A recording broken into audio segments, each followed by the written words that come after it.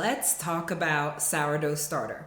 If you want to make sourdough bread, you're going to need this. And as soon as you start looking into sourdough starter online, you will find a lot of information that is simply not true or unnecessary. So let's set the record straight and let me show you how easy this thing can be. In this video, I'm going to talk about how to use and maintain a sourdough starter. What I'm not going to talk about is how do you make it, because I don't think you should. I have zero experience with that myself. I got my sourdough starter at a bread bakery class, and I think people should simply get it online to save yourself the hassle of getting a starter when you're a complete beginner in the whole sourdough making process. It's very easy to just order the dehydrated starter, rehydrate it at home, and then you're good to go. So let's talk about how you keep this thing alive and how do you make bread with it. And for that, we need to establish three things. What does feeding it mean? What is an active and what is a discard starter? So feeding it simply means you're putting more flour and water into the mixture and you're keeping the bacteria alive with this. You're providing nutrition for them so they can keep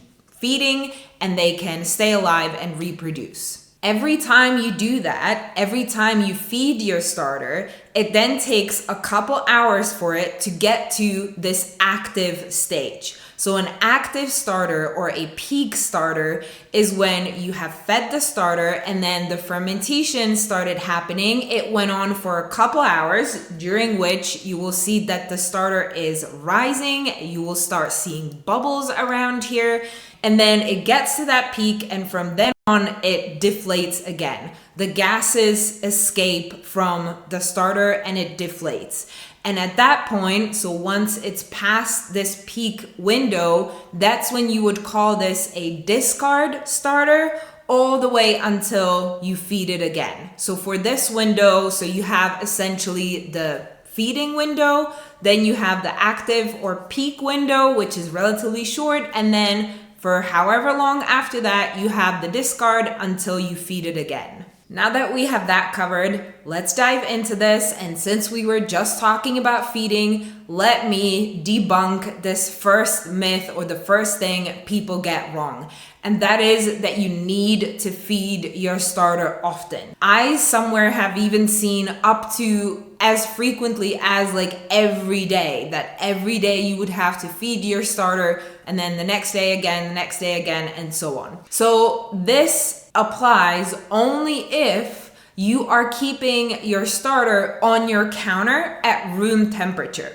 Because what you have to understand is that temperature is crucial in the fermentation process. Fermentation happens when you keep things at room temperature. So of course that varies depending on where you live and how hot your climate is, but whatever the temperature is at your house, that will be the fermentation temperature. When fermentation dramatically slows down is as soon as you put your starter into the fridge. So fridge temperatures, again, I know that those can vary. They slow down the fermentation process. The colder it is, the less fermentation is happening. Same thing, the hotter it is, the more fermentation or the more quickly fermentation happens. So if you don't want to feed your starter every single day and keep thinking about it, just keep it in the fridge. So what I do with my starter, I will feed it, I will let it sit on the counter for a couple hours to maybe get to that peak.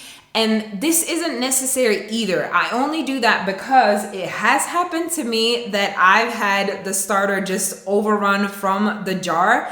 And I don't want that happening in my fridge if that were to happen.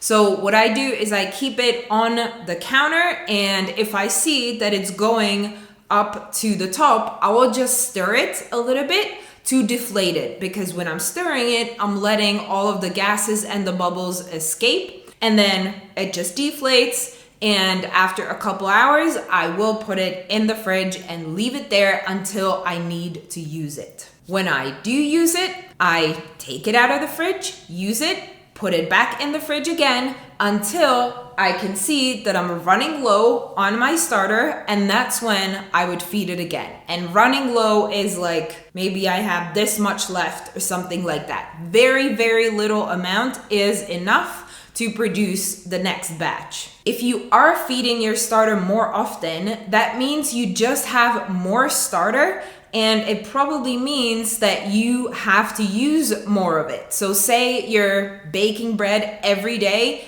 then maybe it might make sense that you're feeding your starter every day. I personally make bread maybe twice a week, and this jar, when I feed it just once, it's going to last me for, I would say, like a good month or so of making all of my bread. And as I'm talking about all of this, you might be thinking, but wait, I've heard everywhere that you're supposed to use starter at its peak when it's active when you want to make bread. Well, that's another thing that the internet has gotten wrong. You don't need an active starter. It doesn't matter at what stage the starter is. It can be active and it can be discard. It can be a week-old starter from the fridge, a month-old starter. I have seen other videos where people will use a 5-month-old starter directly from the fridge and it still works. I myself have done an experiment with discard starters where I've used the discard at different stages and it worked every single time. Ever since I did that experiment, I no longer bother even thinking about how old my starter is, pull it out of the fridge, use it, only feed it when I'm running low. Last thing I want to mention when it comes to feeding it, people will often ask what type of flour should you use when feeding the starter?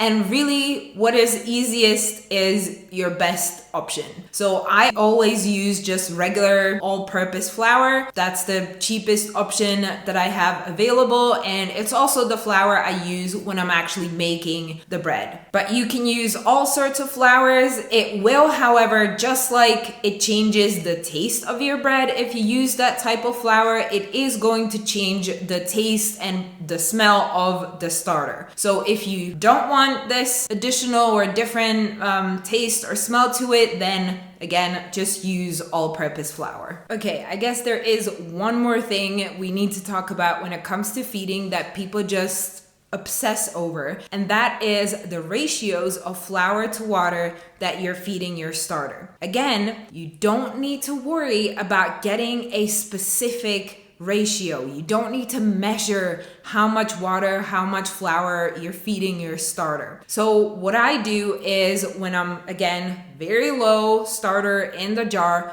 I'll pour in a little bit of water, stir it around so that all of the remaining starter gets dissolved in the water, and then I'll start pouring in the flour. I'll add in a little bit of flour, stir it, see what the consistency is, and really it's just the consistency that I'm going by. Over the years, well, over the last 2 years that I've been making bread, I have found that there is a consistency that I like, which is a little bit on the stiffer side.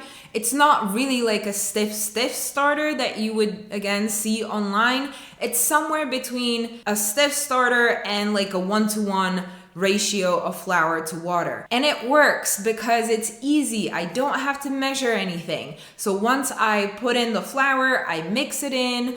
I'll add a little bit more water or a little bit more flour depending on what I see is needed, and I will see how much of it I have in the jar. If it's too little, I'll just add, again, a little bit more water first, stir it in, and then flour, stir it in. That is it. It doesn't have to be more complicated than that. And you can come across people saying things like, oh, but this is going to change the ratio of flour to water in your bread once you're adding this starter in it. Like if you're always having different ratios in the starter itself. And I'm just like, well, I've never really seen much of a difference, and if there was a difference, it was much more due to the temperatures and the fermentation times than anything else. And so I just don't worry about it. All right, we've already talked about using active versus discard starter and how that really doesn't matter. You can just use your discard straight from the fridge. Another thing I want to talk about is the actual amount of starter that you're adding to your bread. I have recently done a video where I experimented with adding different amounts of starter to my bread, and the results were exactly what I thought they would be. It doesn't really matter how much of the starter you add when it comes to the final product, to the look and the taste of your bread. The only difference was, or the two differences were that when I added the smaller amount of starter, the fermentation on the counter took longer, which totally makes sense. You're adding smaller portion of the flour and water, which is already fermented, to this bulk flour and water where you've mixed your bread dough, and so it takes it longer to ferment that bulk of dough or whatever. Whereas if you were adding more of the already fermented flour and water in the form of your starter, it's going to get the job done faster. There is more of that bacteria to work on the rest of your dough. So that was the one difference, and the other difference was in the overall volume of the bread, because of course naturally if I used less starter, that meant I was adding less flour and water to the bread dough, and so the end result was a little bit smaller. And so for me, the result of this experimentation is that now I no longer measure the amount of starter that I'm adding to my bread. I just take a spoon, put a spoonful of it into the bread, and that's it. So that is another part where it's so much easier than you having to follow a recipe to a T. Like, it might be useful to have like a general idea of how much a spoonful is. Like, obviously if you are using a lot of flour and water, maybe you're making 2 breads at once, it makes sense to add a little bit more of the starter so that you're not waiting for 2 days for the fermentation to happen. Or if you just want to speed things up, you need your bread to be ready a little bit faster, you can just add more of the starter in. Last thing I want to talk about is a situation where there might be some issues with your starter. It starts to smell kind of funny. It's a good idea for you to smell your starter maybe every time you're using it, at least in the beginning, so that you get used to what it's supposed to smell like, and then you can tell if something is off. So that has happened to me maybe once or twice, and both of those times it was when I forgot to put my starter in the fridge. And maybe we left for the weekend, I left it on the counter or something, and when we came back it wasn't looking great, it wasn't smelling all that great. What I did in both of those situations, I took a teeny tiny amount, like really just a teaspoon of the starter, put it in a small jar, feed it a little bit, just a little bit of water, a little bit of flour, let it ferment, let it bubble, become active.